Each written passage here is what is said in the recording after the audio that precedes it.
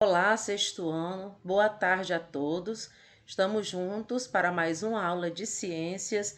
A nossa aula de hoje, turma, é referente ao dia 9 de novembro, a nossa segunda-feira, ok?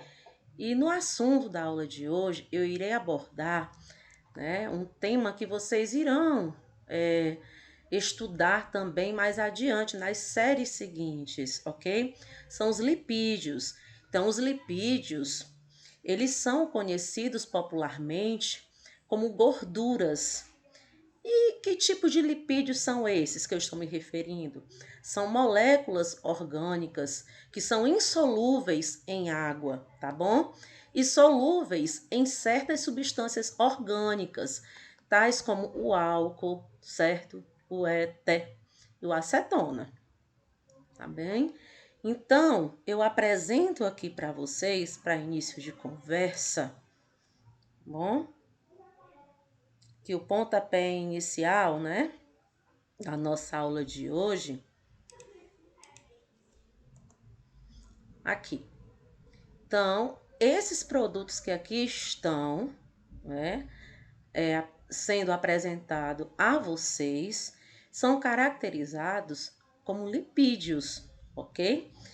Também chamados de lipídios, essas biomoléculas, todas que nós estamos observando aqui, que são compostas por carbono, são compostas por oxigênio, são compostas também por hidrogênio, deixando bem claro para vocês que elas podem ser encontradas em alimentos, como observamos logo aqui, de origem vegetal, e em alimentos também de origem animal.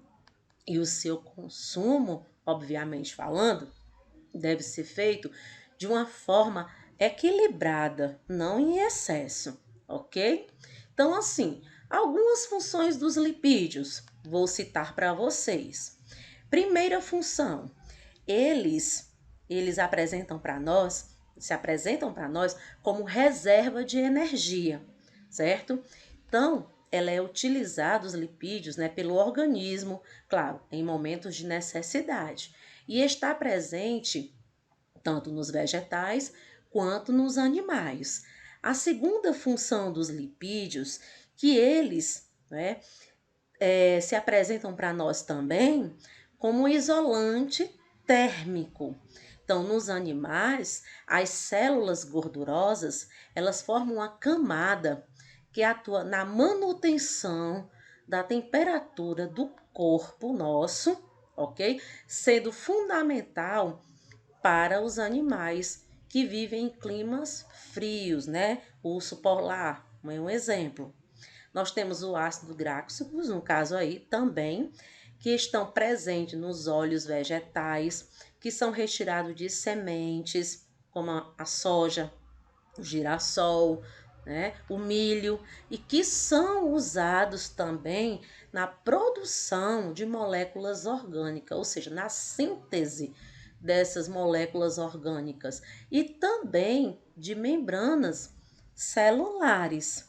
Uma outra característica é a absorção das vitaminas, que auxiliam o quê? A absorção da vitamina A, D, da vitamina E, da vitamina K, que são lipossolúveis, no caso aí, e se dissolvem nos óleos. Então, como essas moléculas não são produzidas no corpo humano, é importante o consumo desses óleos na alimentação nossa. Então, são insolúveis em água, não se dilui na água, porque suas moléculas são apolares, no caso aí, ou seja, não tem carga elétrica e por esse motivo não possuem afinidade pelas moléculas polares, certo? Que a água apresenta. Nós temos também os carotenoides, que são pigmentos alaranjados, presentes nas células de todas as plantas, que participam do processo de fotossíntese, que vocês já conhecem, junto com a clorofila. Então, desempenha um papel importantíssimo. E um exemplo de fonte de caroteno é a cenoura. É bem típica na alimentação nossa, tá bom? Que ao ser ingerida, essa substância, ela se torna precursora da vitamina A, que é fundamental para a visão, ok? Nossa, então os carotenoides também eles trazem benefícios para o nosso sistema imunológico e atuam como anti-inflamatórios também. Também nós temos as ceras, que as ceras elas estão presentes nas superfícies das folhas, no caso aí de plantas, no corpo de alguns insetos, certo? E nas ceras de abelha e até mesmo aquela que existe dentro do ouvido humano. Então, esse tipo de lipídio é altamente insolúvel, claro, e evita a perda de água, no caso aí, por transpiração. Temos os esteroides? Temos, né? Então, são compostos por 4 anéis de carbono, os esteroides. Eles estão interligados, esses anéis de carbono. São unidos, né? As hidroxilas, o oxigênio. E nós temos cadeias carbônicas também. Então, estão unidas. Como exemplo de esteroides, eu posso citar para vocês os hormônios sexuais: masculino, testosterona, e os hormônios sexuais femininos, progesterona e estrogênio. Outros hormônios presentes no corpo é o colesterol, ok? Então, aqui, alimentos ricos em lipídios, né? Em gorduras, popularmente falando. Então, a ingestão de lipídios, ela é fundamental, ela se faz necessária para o organismo de qualquer indivíduo. Por quê? Porque traz diversos benefícios para a saúde humana, auxiliando no bom funcionamento do organismo. Então, os alimentos ricos em lipídios, turma, podem ser tanto de origem vegetal, como eu citei anteriormente, como de origem animal. Então, assim, os alimentos de origem animal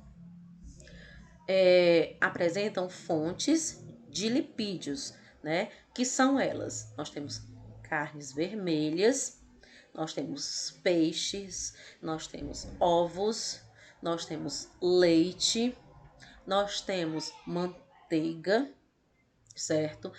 E, claro, que alguns estão aqui, outros não, tá bom?